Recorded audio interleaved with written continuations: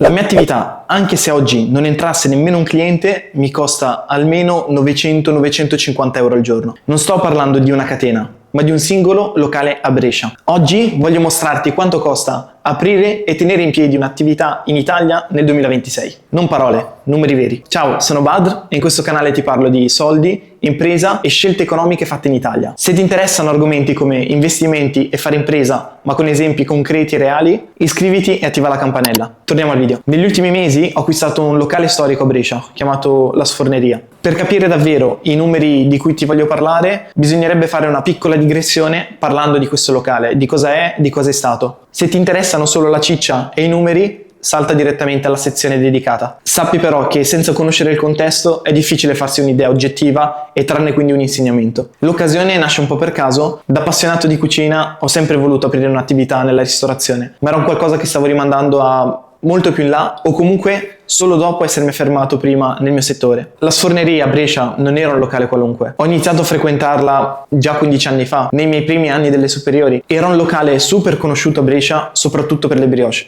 che a parer mio le migliori della città. Nel 2023 i proprietari decidono di aprire un secondo punto vendita, molto più grande, e per circa un anno gestiscono entrambi i negozi. E poi il 31 dicembre 2024 questo locale storico chiude. E qui nasce una domanda. Com'è possibile che un locale storico sempre pieno possa chiudere? Passano i primi mesi del 2025 e quel locale non riapre. Non accenna a riaprirsi, provo a chiedere in giro, nessuno ne sa nulla e arriviamo così alla fine di marzo 2025. Durante questa colazione vedo il titolare, vado a scambiarci due parole, gli chiedo se avesse intenzione di riaprire quel vecchio locale e qui lui mi dice no, il posto è in vendita. Mi dà un prezzo indicativo e mi dice che se sono interessato eventualmente mi avrebbe girato i vecchi bilanci e i registri di cassa giornalieri. In quel momento non dovevo basarmi sui ricordi e l'affetto che provavo verso quel posto. La scelta doveva essere giustificata dai numeri, anche considerando che sono agli inizi della mia carriera imprenditoriale. Analizzo i dati, vado a vedere il locale, fermo ormai da mesi, per capirne lo stato reale delle attrezzature e guardando i numeri, economicamente il locale era sì impegnativo, ma aveva un potenziale enorme. Non conoscendo però il settore, essendo io laureato in ingegneria meccanica e non in scienza delle merendine, cerco di avere un approccio molto pessimistico sulle possibili entrate. La domanda che un po' mi sono fatto è stata: se le cose dovessero andare male, se incassassimo il minimo di quello che avevo letto un po' nei loro registri di cassa, saremmo riusciti comunque a sopravvivere? Le spese mensili erano circa queste e a distanza di 3 mesi sono rimaste queste. Affitto 3.000 euro, bollette 2.000 euro,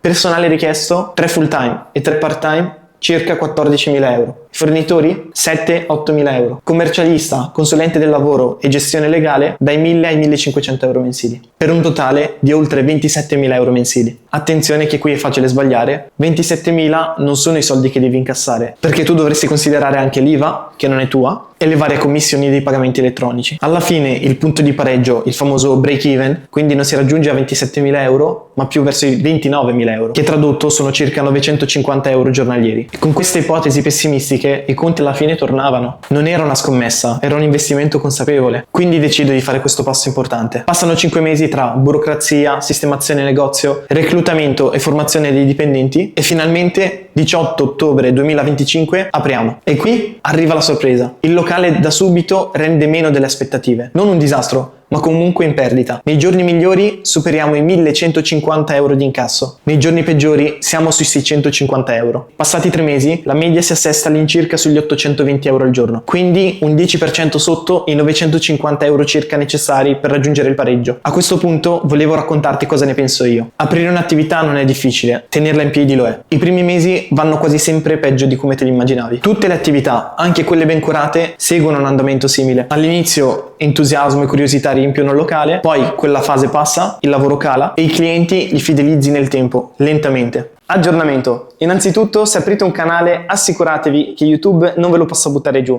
Come farlo? Verificatelo e mettete Google Authenticator. Detto ciò, ormai sono passati oltre 2 mesi dall'ultimo aggiornamento trattato nel video. In questi ultimi 2 mesi sono cambiate diverse cose. La prima parte del video trattava fino al 18 gennaio ed ora dal 19 gennaio fino al 19 marzo. In particolare dal 19 gennaio fino al 19 febbraio siamo riusciti a raggiungere quasi il break even, riuscendo finalmente in un mese a raggiungere la quota di 28.500 euro, quindi arrivando a 920 euro giornalieri. Nota diversa invece per il mese successivo, quando i numeri sono tornati a calare, per 2 motivi principali. Uno, il mese di febbraio ha 28 giorni invece che 30 o 31, mentre certe spese fisse sono mensili. Il numero 2, e ne ho chiesto conferma a diversi commercianti, come ogni anno è arrivato il periodo del Ramadan, periodo in cui i musulmani non consumano dall'alba al tramonto, che coincide alla fine con l'orario di apertura classico dei vari bar, e quindi ci siamo ritrovati poi a perdere quello che abbiamo quantificato in un 15-20% di clientela, ritornando quindi ai numeri di cui vi parlavo all'inizio del video, o addirittura qualcosa meno. Nota positiva, ma di cui vi parlerò in un prossimo video, i numeri, finito il Ramadan, sono ritornati a crescere, confermando quindi che la crescita alla fine è più o meno lineare e che poi può variare in base ai periodi dell'anno.